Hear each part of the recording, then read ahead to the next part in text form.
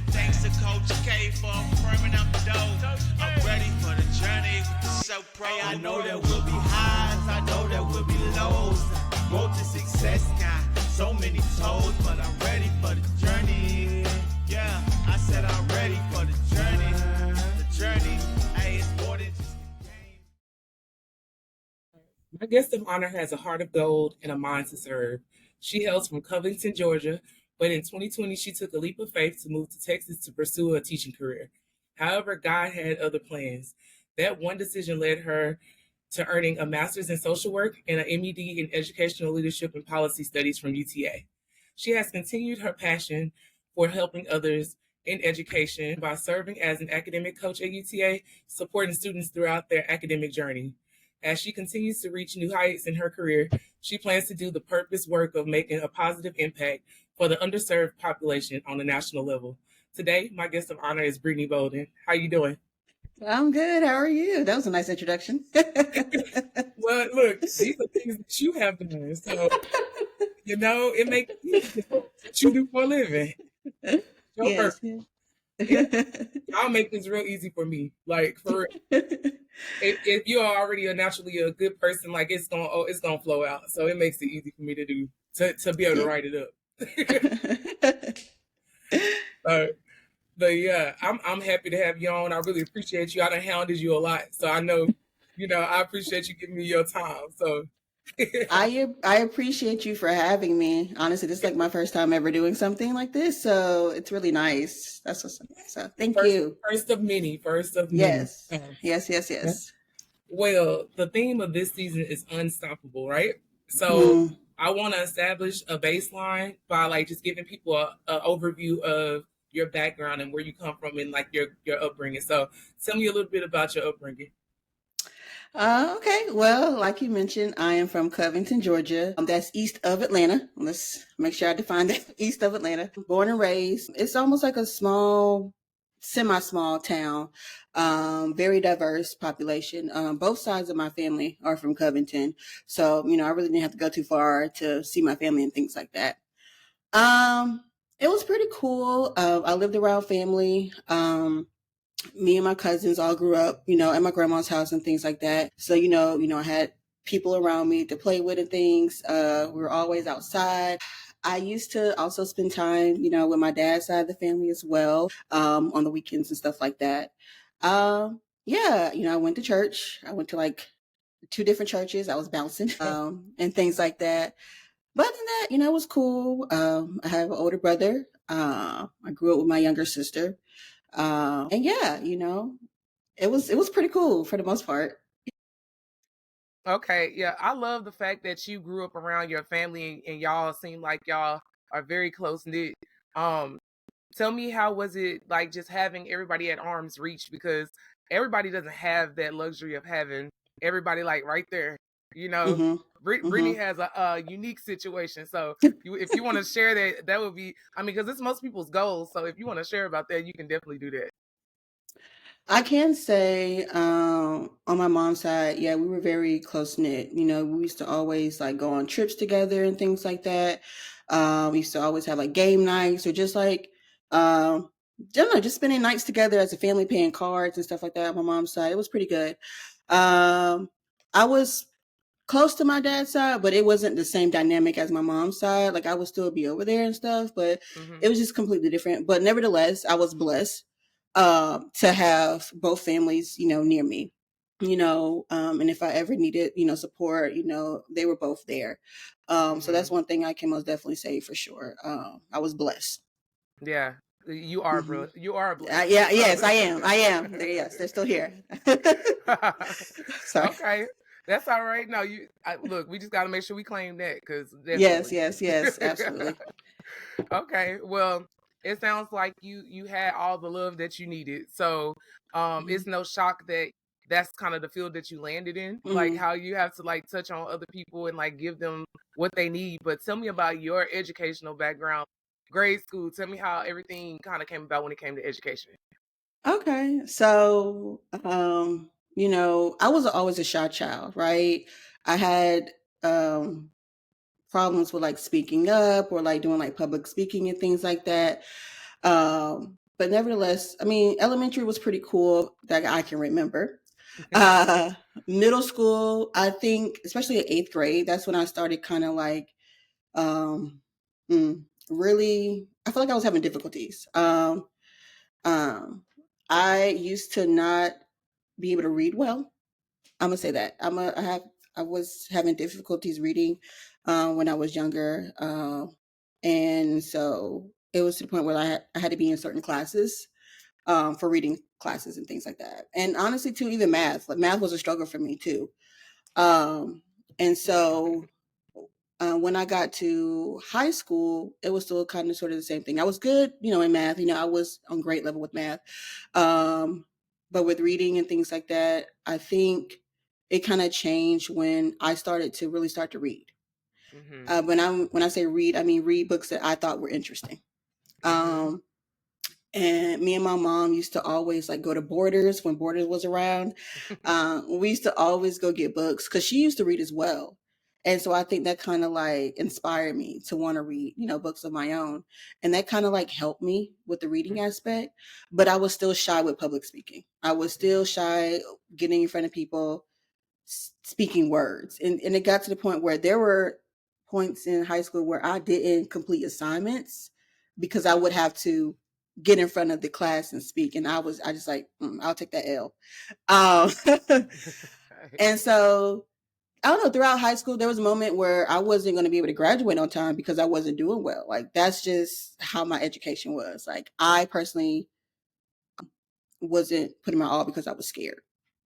To be honest. But nevertheless, I graduated on time from high school. And also during high school, that's when I got the drive to actually want to go to college. I think what really inspired me to go to college, honestly, was watching A Different World. If you know about that show, A Different World really inspired me. And honestly, that in high school, I was introduced to Greek life. As crazy as it sounds, nobody in my family that I knew of at that time was Greek. Nobody. But miraculously, I don't know how I got introduced to it, but I was like, I knew like, oh, that's something I want to do. Like, how do I go about doing that? Oh, I got to go to college. Oh, okay. And also at that same time, a lot of things hit me all in high school at once. I also realized that that's how I also got introduced to psychology. Okay. Like my friends used to come and talk to me and stuff like that. There's that one friend out of the friend group that everybody go to about their problems and stuff. And so my friends was like, you should be a psychologist or a therapist. I was like, okay. And so I did my research, kind of like looked to see what that was. And I was like, oh, psychology, what's this about? And so that's how I got into like psychology, knowing about mental health, the mind and stuff like that. I was like, I'm going to be a licensed psychologist and I'm going to do all the things to be a therapist and all that jazz. And also in high school, I got introduced to volunteering. And so that's where my service tapped in. I used to volunteer a lot. I used to be a part of the Key Club and things like that. So I kind of knew that I wanted to serve the public in high school, basically. I wanted to do something to help people. And that all stemmed from high school. And also too, just watching my mom, she was always like in the social service aspect of like being a caregiver. She worked in a nursing home, a group home and things like that. So I also was surrounded by that with her. And so, yeah, I applied to, college, got into college. I applied as a psychology major, but I ended up switching my major to nursing. Because again, I guess somebody got in my head. I was like, you should do nursing. Da, da, da, da, da, da, da. All right, bet. So I did nursing. When I tell you, that was probably like one of the worst things I could do because I literally wasted 3 years, my undergrad year. When I tell you, Katrina, I was struggling. I didn't know how to study. I didn't know how to do work. Wow. I'm just here, just turning up Thursdays, turning up. And there were moments where I felt like I really, really tried. Like I tried, but it just wasn't clicking for me. It wasn't clicking. And after my 3rd year, I ended up losing my financial aid. So I couldn't go back to school no more. I was like, dang. Basically, I felt like I failed out. Basically, that was what that was. So lost my financial aid. I was like, okay, well, I guess I got to go home. So I went home. I don't know. I felt lost. I felt disappointed. I felt like I failed. I felt like a failure, honestly. At the time, I don't think anybody made me feel that way or they told that to me. It was just something I felt personally. I felt like I let myself down and I felt like I let my family down. And that's just something I was feeling internally. Like nobody ever said like you're a failure, you're a disappointment. Like nobody said that to me. I took that on my own. And so I had to do nothing else but work. So I started working. My first real job was at Kmart. And I was there for like good like 9 months, I would say. And did not like it at all. One day I remember I was on break and I was on the phone with my mom and I was crying. I was like, Mom, I can't do this. I felt stuck. I felt like I was complacent. Like I wasn't moving. I felt like I was just stuck here forever. Back at home, just stuck. I was like, no, I don't like this feeling. I got to do something about this. So I end up, I end up getting a new job. But I also had to ask my dad to pay like one semester for me. I took 2 classes. I was like, I have to get my GPA up to at least get my financial aid back. I was like, all right, bet. I took 2 classes. I had switched to my major from nursing at that time to healthcare management because I said I still want to be in the healthcare field, but maybe something different. So I switched to healthcare management, and I took 2 classes. I took accounting, and I forgot the other class. After that accounting class, I was like, nah, I'm gonna have to switch again. I was like, this ain't me. Like, this is not what I want to do. Like, what the heck? And so I was like, you know what? Let me just go back to what my original plan was: psychology. All right. So I switched my major that same semester. It was spring. That summer, I took 1 class. It was African American Studies. Yes, African American Studies. I took that 1 class, made an A. By that fall, I was able to get my financial aid back. I was like, bet, we're in there. I had to climb out that hole. But along the way, there were 2 ladies at my undergrad that really helped me. It was a lady in financial aid office and another lady in the Student Success Center. I tell you, those 2 ladies really helped me navigate where I needed to do. It really motivated me to continue on and push. They gave me that sense of direction, I would say. And they spoke, in words of encouragement to me and things like that. And I think that was really the pivoting moment of my education. Cause like I could have just like said, forget it. I ain't gonna do it. But I also knew that was a goal of mine too. Like I wanted this degree. I knew that I wanted to pursue something in the mental health, social service, whatever aspect. And so from then on, I did well. I was in psychology. I felt comfortable. It motivated me to do my work. I limited my distractions because I wasn't staying on campus at the time. So I was a commuter. And I think that also really helped me. And so moving forward, I graduated. All right, bet. Now I'm out. When I graduated, I was working at a adult day center with intellectual disability adults. And I enjoyed it. I really did. But that's when I really started to think about like what I really wanted to do, with my life and things like that. I just started looking at different roles, different areas. And so after that, I worked in a behavioral health center. I did that for a minute. And then I started working in a homeless shelter. And I honestly, out of all the jobs I had back home, I really enjoyed the homeless shelter. From the day center to a behavioral health center. And then I went to a homeless shelter. And I worked at the homeless shelter for 2 years. And I really enjoyed it. Really, really enjoyed it. And that really was like a moment where I'm like, again, still thinking about, where I want to be, like what I want to do and things like that. I swear I have so many turning points in my life. It's crazy. That's okay. That's not a journey. It is. Because also there was a moment where education got introduced, like working in education system. While I was at the shelter. My friend, she was in education. She was a parapro. I used to talk to her, all the time because from my experience as undergrad, that kind of like also motivated me to like work in the education field, because it's like I know there are students who probably went through the same situations I've been in. Yep. When it came to school, right? And education is so important. That's when I also started to really see the importance of education, just throughout my journey at that moment. Like, education is important, and things like that. So social services, education, I felt like were my two areas that I really wanted to work in. Mm-hmm. So along with working in the shelter, I also ended up getting a job as a peer pro at a charter school, right? And I was in the special education classroom and things like that. And so I ain't gonna lie, I was like teaching. I was like, ooh, I don't know. Like, do I really want to do this? I was like, I want to be in education, but I don't know. But I was like, I'm still gonna pursue it. That's a different All that level. jazz. That's a different level. It is. It is a different level. And I feel like I'm most definitely, because I feel like I'm missing things as I talk. Also, back then, when I was working at Behavioral Health Center, I also had in mind that I wanted to move out of Georgia too. And Dallas came to my mind. It came out of nowhere.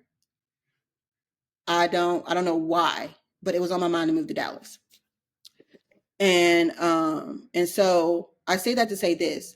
When I was a parapro, I was still thinking like, okay, I need to move to Dallas. I want to move to Dallas. I want to be a teacher. Like, how does that? Because at that moment, I was like, yeah, I want to get out of Georgia. I want to get out of Georgia, experience the world. And I kid you not, Katrina, I randomly looked up programs because I knew about Teach for America. I knew that existed. But, I don't think they had something in Dallas or whatever. And so I was looking at programs and I saw this thing called Urban Teachers. I was like, okay, let me do some more research. And one of the cities that they have urban teachers in was Dallas. I want to be a teacher. I'm trying to move to Dallas. I think that was aligned perfectly. Mm-hmm. So I was like, okay, well, how do I do this? Like, how do I apply? So I applied. I don't think I told anybody. I don't think I did. As far as me applying. That's usually how it goes. Yeah. Because I told my mom before I was like, Mom, I'm gonna move. I don't know when, but I'm moving. And so I applied. I ended up reaching out to this random girl on LinkedIn because when I look up jobs and programs and stuff like that, I like to see who's in it. Mm-hmm. Shout out to LinkedIn. I like to see who's in it and just kind of like message them to see like, get their intake and stuff like that. Yeah. And she really helped me like with the process of applying because I had to do a mock teaching. And she really helped me with like my curriculum and things like that. So shout out to her. And yeah, so I did the interview. I did the whole process. I get the email. Congratulations. You've been accepted to participate in the program. I was like, oh my God, I'm going to Dallas. Mm-hmm. Yeah, you are. And I told my mom and she was like, okay, like, Okay. like, cause it's just random. Like, why, you're going to Dallas, like, and so I told my friends, they was like, what? Like everybody was just shocked because I always would tell them like I'm moving, like I'm gonna go to Dallas. Like I don't know when, but I'm going. And it took me 2 years to actually get to that point. And so I was like, but I didn't feel nervous. I didn't feel like hesitant. Because everything aligned because they even paid for my relocation. Yeah. Yeah. Like that's just how I knew like it was meant to be. Like it was a smooth sailing. You saying a lot right there. That's saying a lot. That's saying a lot, Brittany, because I'm gonna say this real quick too, because I think that it's interesting that you did not consult a lot of people about it, because a lot of times when God is moving like that, it's just like you are assured, and like you don't know where, what, how it's gonna happen, but you know that it's gonna happen, and you believe it in your heart. So you saying that it was like an ease to it, it's just like confirms that it was meant for you to move. And the fact that you took on the challenge of doing that from a person who struggled with school, then you found your strength in it, then you had those people supporting you, to you working at all those service components, certain service spaces. You saw a lot of different life a lot of different things that may have developed you even more than you know. So I love that you said that there was an ease to it and God aligned that thing like perfect. Yeah, exactly. Because I was like, I don't know how I'm gonna get out there because I didn't just want to go, without a plan, and that was it. And I packed up, packed all my stuff up and things like that, and I was on my way. Did you drive or did you fly? I drove 10 hours. Sheesh. It was me and my mom in the U-Haul truck, and then you had my aunt and my cousins in the back behind us. And on the journey, the wheel on the trailer that I was pulling my car, it broke. I mean, it busted, I would say. And so we were stuck on the road, but nevertheless, we prevailed. And so we ended up getting to Dallas. I don't know. I felt great. I felt proud of myself. Yeah. The first time that I'm moving 800 miles away, not up the street, not in Atlanta. I'm across 4 different states. you outside for real. Outside. I'm outside. Yes. I'm outside. Yeah. Can I ask you something real quick though? Like what would you tell someone that has that urge to move, but they from a small town, they know that they're meant for more, but it's like I don't know how things are gonna happen, but what would you tell them like to help them to get the ball rolling? One, I would say pray about it for sure. The first thing. And to see like, is this, something that, you're meant to do, and things like that. And I would say make a plan. I know sometimes, it's good to do things without a plan, but I don't know. Sometimes as a person that I am, granted, this transition I felt like it was supposed to happen, but I felt like I still didn't do it without a plan. Yeah. So that, and things like that. But 2, I would say if you have the opportunity and it's there, I would say go. You don't have to stay forever. If it's not something that you get there, you like, you know what, nah. Well then, it's okay to go back if you can. If you can go back, I would say you can go back. But I would say at least try. Yeah. I would at least try. But I can understand how like, because when you're in a state by yourself with no family, it can get difficult, from experiences. But nevertheless, you won't know unless you try. And I tell my friends all that, like, try. Yeah.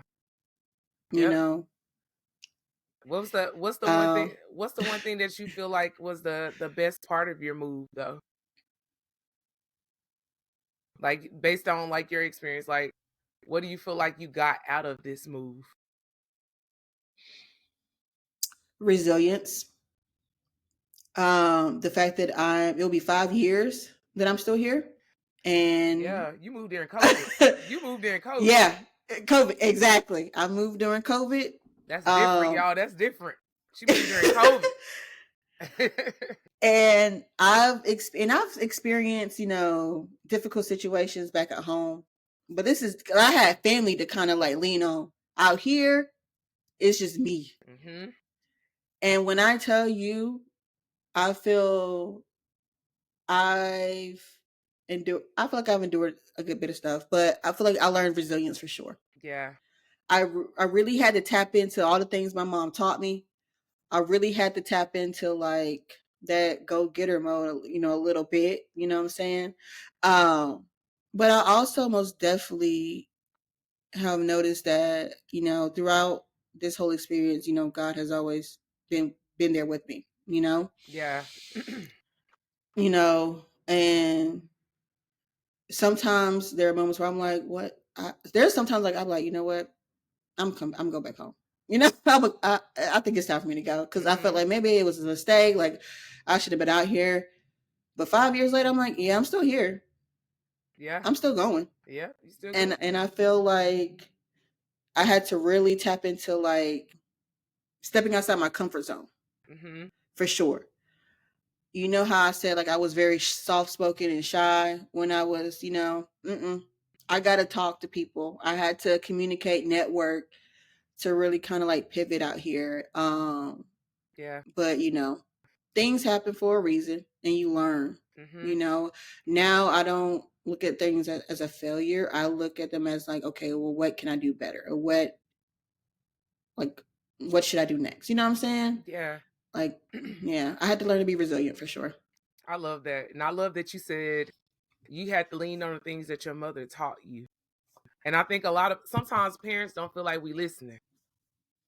And I'm like, this for the parents, like your kids are listening. They know and they understand what you're teaching them.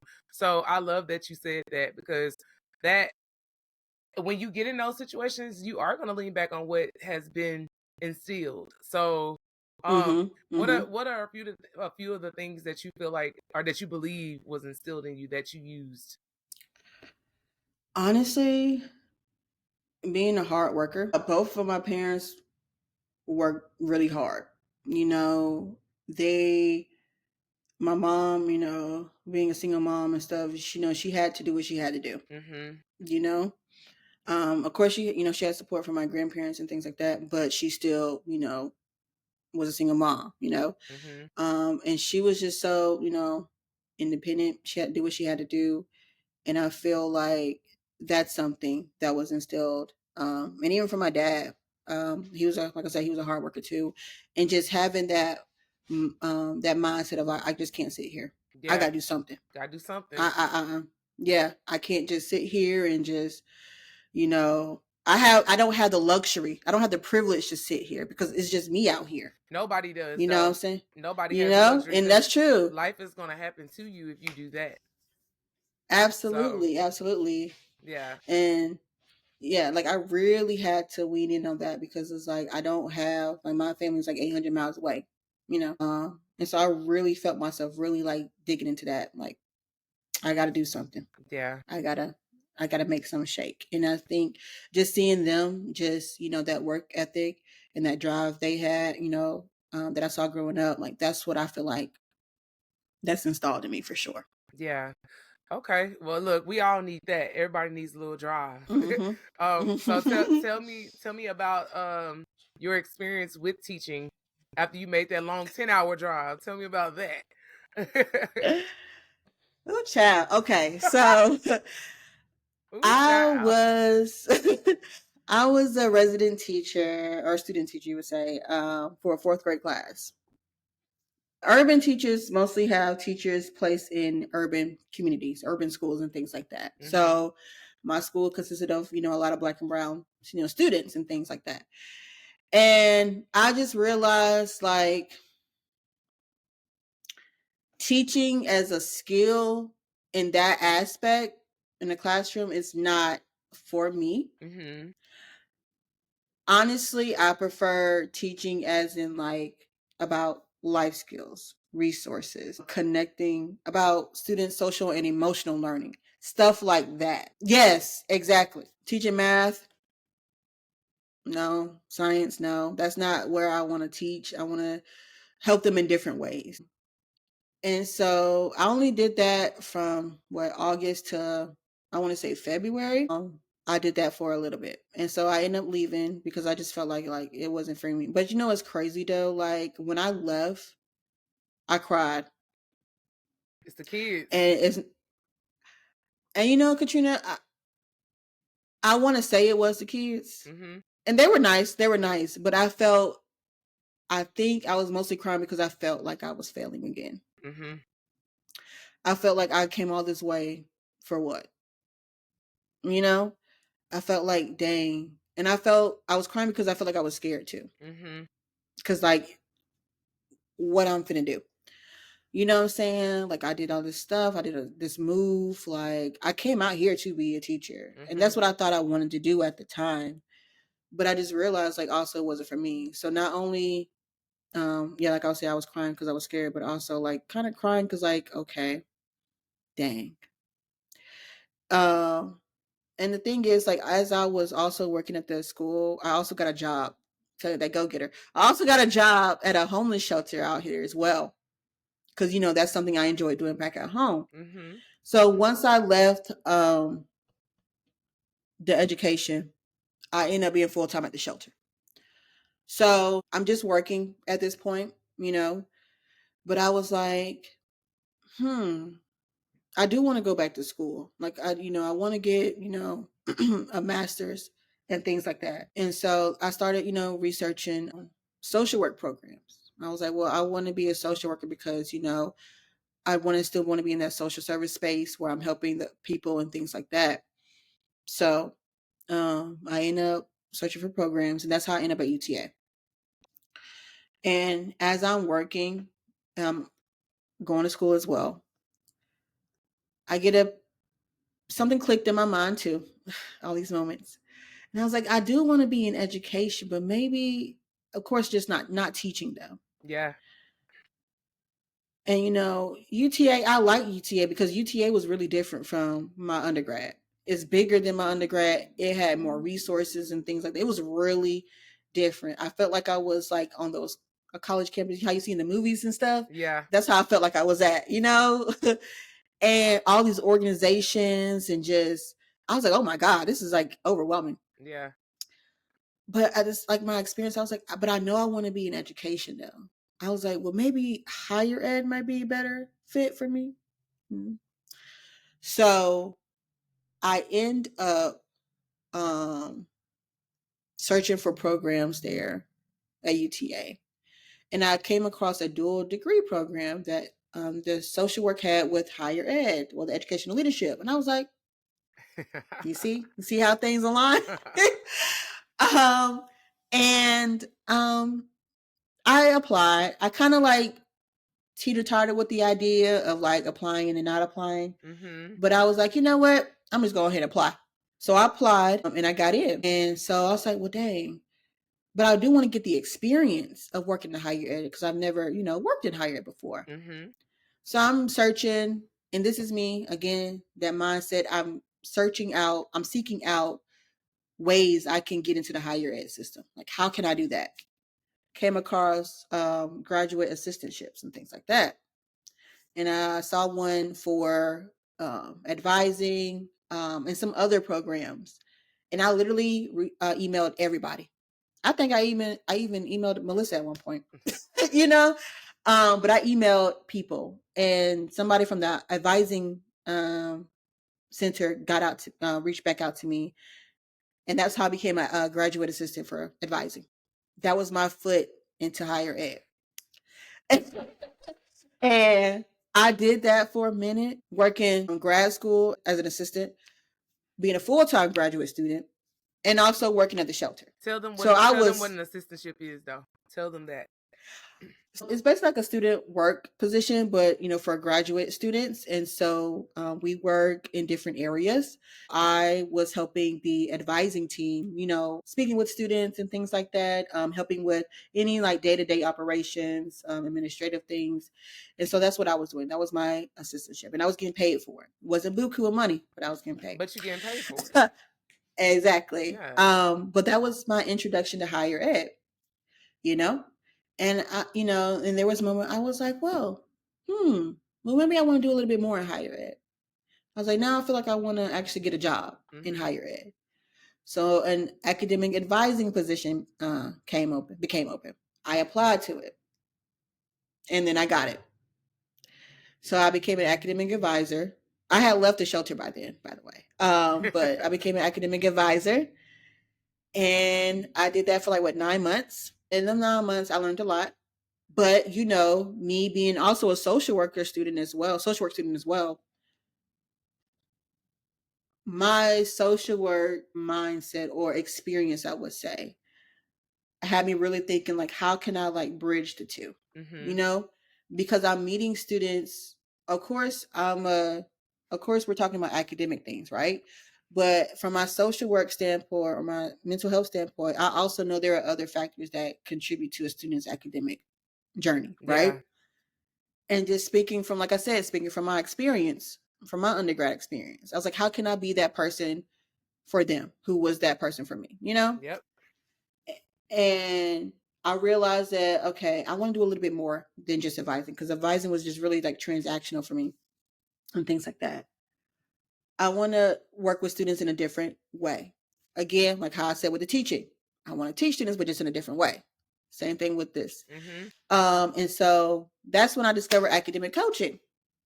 I was like, oh, I feel like this is kind of like up my alley, you know, speaking with the students in a more organic way and helping them, you know, behind the academic areas. You know what I'm saying? And so I applied and I got it. And now I'm here. So Came to the winning team, you know. Came to the winning team. Yes. So it's just interesting. And then just being in this role as an academic coach now and just meeting, you know, all these wonderful people. I feel like, you know how when you meet people or you have experiences where you never thought about that experience, but it kind of like enhances like your thought of like, okay, I can do so much more. Absolutely. Yeah. You know? And I think that's where I am now. Like, there's so much out here. It is. So much. And it's like, I feel like I just want to do it all. Whether it's in higher ed, whether it's in social service, whatever it's in healthcare, being a medical social worker. There's just so many things, you know? And just speaking with you all, it has allowed me to really think about my career and my journey and like what I want to do next and things like that. So whether it's staying in higher ed or going outside of higher ed, either way it go. It's just interesting. Like along the journey, I've met so many people who've really spoke to me, and I've had these conversations, you know, with. And it's interesting how, you know, these people are placed in your life in these particular moments. That's nothing but God. You know, it is. You know, and like I said, those two ladies in my undergrad year, you know, the ladies that I met at the homeless shelter I was working with. You all at UTA, the coaching team and things like that. Like it's just interesting. Yeah. It's a blessing. So, yeah. You have identified like a pattern too. Like I don't know if you like I think you heard it, but I'm gonna say it out loud, like basically what I heard you say. Okay. So basically you said you worked at Kmart for 9 months and then you started getting that itch pretty much at that point. You did research, you found the location, God created the opportunity, right? You come here, you're a teacher for 6 months. Then it shifts again, right? Then you become an advisor for 9 months. Like it's literally like like it's the same process, but the thing that is different that most people don't do, they get the itch but they don't do anything about it. You seek knowledge. So that's the difference, and that's the key. Like you're gonna at least try to figure out what it looked like what could it possibly be, and that's faith. That's faith. So I think that if more people understood that you're gonna experience a lot of failures, but they're not failures, they are teaching you, and they're also creating this space like for you to have a thorn in your side to push you to do more. So like all of this stuff that you've been through is just molding you into an even better, well-rounded person. So I love that your experiences, you're becoming the person that you needed at every stop. So that's what the experiences do for you. So I love that you're open about where you failed, where you were concerned, you were scared, which is normal. Being scared is normal. But absolutely. Yeah, your journey is just starting for sure. It's just starting. And you know, it is. And like I tell you all the time, like it's a feeling that you get. Me personally, it's a feeling that I get where I feel like there's something bigger. It's something bigger. And it's crazy, Katrina, because I kid you not. There are moments when I was a kid. It may sound crazy. But anyway, there was moments when there are moments where I was a kid and I used to look up at sunsets. And I'd be like, there's so much out there that I want to experience. So much. And I think that's why I love sunsets sometimes, because I don't know, it just makes you feel like life is so much bigger than where you are at this moment. And some people get the drive to want to pursue that, you know, and I feel like that's where I am. But, you know, of course, you know, I'm praying to God for sure to just guide me where I need to be. Yeah, he's done it Just let so me know. far. The track record is Yeah, there. So why deviate from it now? Like, absolutely. God is definitely going Absolutely. before you to lay the path, and He'll call you when it's time. But I think that's the missing key that most people need to hear. Like, you gotta submit to God and be okay with the process, because it's not gonna be Mm-hmm. fun all the time. It's gonna be stressful at times. You're gonna struggle at times, but it's molding you. So I'm glad that you are submitted to Him, and you know where your strength comes from. Because if you didn't, you'd have went home a long time Mm-hmm. ago. You listen, after that first year, when I tell you, after that first year, I was crying. I was like, Mom, I don't know. Like, I was crying. Um, and but I just kept going. hmm When I was in grad school, there are moments where I was like, I don't need 1 degree. I don't need two. hmm I really don't, you know? But I was like, I can't do that to myself because like grad school also to me was a way of me redeeming myself from undergrad. And when I went through both programs, I'm like, I really could have did this. But things happen, life happened. But I was proud of myself for sure Yeah. Yep. that I redeemed myself. Like I was like, I could have did this. I really could have, but I didn't have the same mindset I had back then, Yeah. That's and why things it like, has and to sometimes, happen. It had to happen. yeah, like I had to experience it. And so, but yeah, there were moments where I was like, ooh, I don't think I need to go back to Georgia. Um, but now I'm in a space where, I mean, I would go back, but not because like too much stuff is going on here, but like, I don't know, it'd be nice to go back home with a different mindset, and things like that. Cause I won't go back home to where I was when I left, if Yeah. that makes sense. Yes. Yeah. Yep. um, Yeah. and, and now, like I tell you all the time, like, I think, time for me to deviate somewhere else. I feel like Texas is, not a permanent spot for me. hmm So I think that's where I am right now, just trying to figure out where that is. But it's not coming from a space of uncertainty or like anxious or like I gotta get the heck out of here. I'm scared. It's coming from like, okay, what's out there? What's a better opportunities, more opportunities out there? hmm That's where it's coming from. Like I want to experience more great opportunities. Yeah. So yeah. It's coming from a hope perspective versus a fear, like Mm-hmm. like a fearful one or a deficit. Mm-hmm. So Yeah. that lets you know right there too, like that it's a organic thing. It's natural. So Mm-hmm. um yeah, because most people want to move because they're frustrated or they're in fear of something, but it's natural and Mm-hmm. it's organic. So yeah, keep searching for whatever it is, and like God will reveal it to you. Just keep seeking Him; He'll tell you. But Absolutely. yeah, so you come from what we all call the Black Hollywood, okay? So Georgia is Black Hollywood. It is. We all know that, right? Yeah. And it's Yeah. and Yeah. I think it's interesting like that one of your goals is to like enhance the Black community. So I want you to talk a little bit about that because that's in your future even more now. So as you prepare Mm-hmm. to like shift and move around, like where do you see yourself in that kind of space of like engagement and just trying to enhance the Black community? Yeah. So, like I was saying, like when I was working at home, out of all the jobs I've had back home, working at the homeless shelter was like the best job I've had, hmm and it's crazy because like when I would tell my friends I work at a shelter and things like that, they'd be like, how can you do that? Like, you know?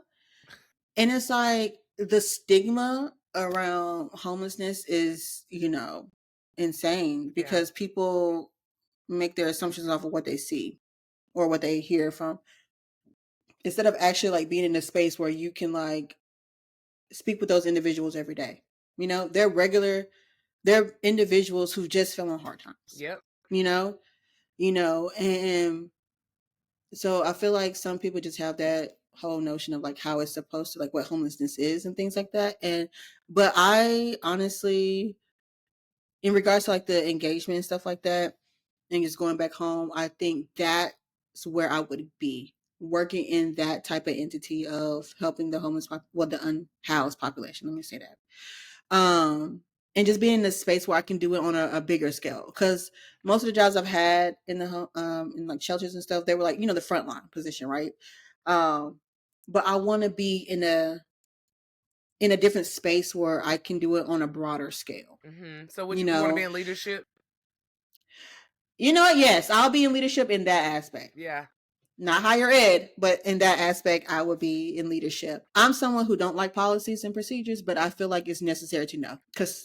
And so sitting in spaces like that, creating initiative, programs, something, you know? And like I said, like I want to do that, but like at home. Because that's home, you know what I'm saying? Yeah. And it's just a feeling that I have. I don't know if that's weird, but no, that's just how I feel. It's your pattern. Yeah. It's your pattern, Brittany. Yeah. Even if it's weird to other people, who cares? This is my pattern. Yeah. Yeah, absolutely. So being in the community, you know, like I said, I used to volunteer all the time. So I'm in the community as much as I could be.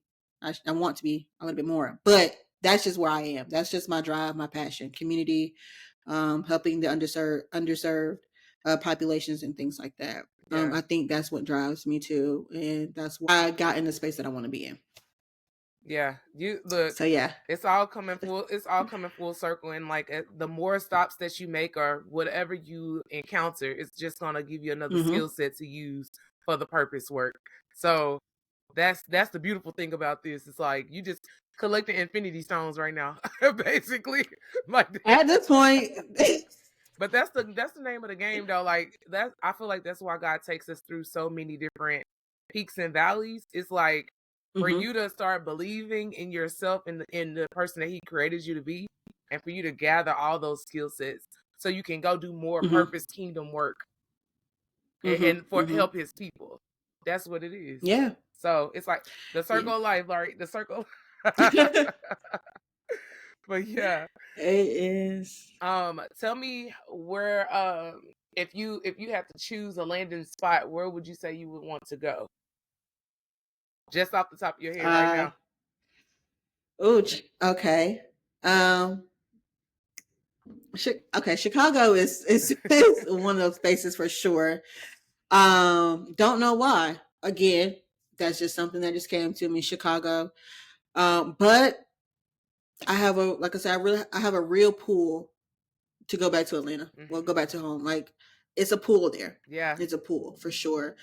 And I realized, and it's something I shouldn't do, and I try not to do it. Sometimes I kind of like psych myself out of going back home. I do, but it's still a feeling that I have, regardless. And so, if it's not Chicago, then most definitely probably go back home. Yeah, for sure. I'm gonna tell you right now, Brittany. Trust the pool. You can always go. We can always go to Chicago. Sure can. But if you know if it's similar to what you already done felt, don't fight it. Because it's probably gonna be the most fulfilling work you ever done in your life. Right. And yeah, like my mom said, if I were to come back home, I'm not coming back to where I was. I'm coming back in a different mindset and things like that. Come to the states of Georgia, like, you know. Yes, exactly. So that's where I am, you know, just trying to process that and things like that. And like I said, you know, just coming up with how to navigate that, you know. Yeah. So that's where I am for sure. Okay. Well, I got 2 more questions for you. Okay. So I would say if you knew then what you know now, would you do anything differently?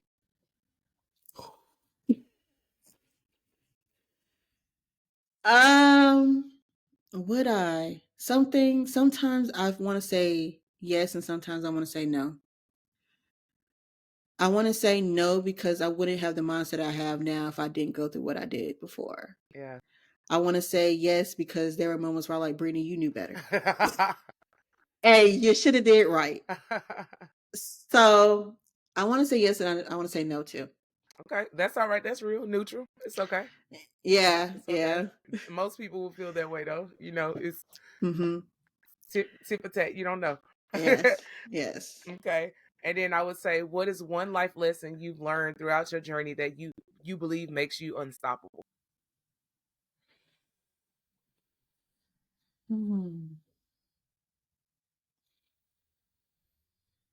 What have I learned? What have I learned that